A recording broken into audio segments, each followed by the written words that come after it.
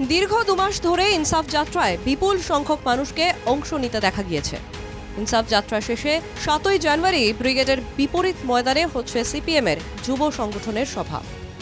এখন দেখার এই সভায় মানুষ স্বতঃস্ফূর্তভাবে আসেন কিনা। আর মাত্র 3 দিন পরেই এই সমাবেশ, তারই চূড়ান্ত প্রস্তুতি চলছে।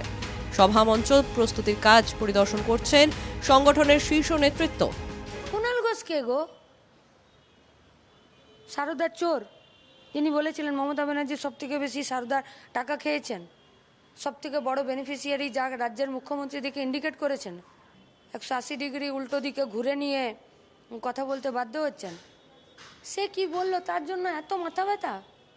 জান না পশ্চিমবঙ্গের মানুষ কি বলছে তার নিয়ে মাথা ব্যথা করতে হবে আমাদেরকে, চোর কি বলছে তার নিয়ে মাথা ব্যথা করলে হবে না। 3রা নভেম্বর শুরু হয়েছিল ডিওয়াইএফআই এর ইনসাফ যাত্রা। ইনসাফ যাত্রা শেষে ডিওয়াইএফআই এর সমাবেশ।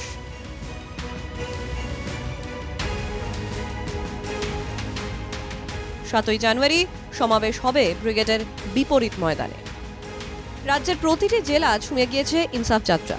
মানুষকে স্বতঃস্ফূর্তভাবে ইনসাফ যাত্রায় অংশ নিতেও দেখা গিয়েছে। ডিওয়াইএফআই এর নেতৃত্বের দাবি, এই ব্রিগেড হলো অন্ধকার থেকে আলোয় ফেরার ব্রিগেড। এটা হবে যৌবনের ডাকে জনগণের ব্রিগেড। এই ব্রিগেড হচ্ছে অন্ধকার থেকে আলোর পথে যাওয়ার ব্রিগেড সমাবেশ। এই ব্রিগেড হচ্ছে নকল এজেন্ডার বিরুদ্ধে আসল এজেন্ডা, মানুষের রুটির এজেন্ডা মানুষের সামনে নিয়ে আসার ব্রিগেড সমাবেশ। এই ব্রিগেড সমাবেশ হচ্ছে স্পর্ধার ব্রিগেড সমাবেশ। আর এই ব্রিগেড সমাবেশ দেখা হবে 7 জানুয়ারি ঠিক দুপুর 12টা।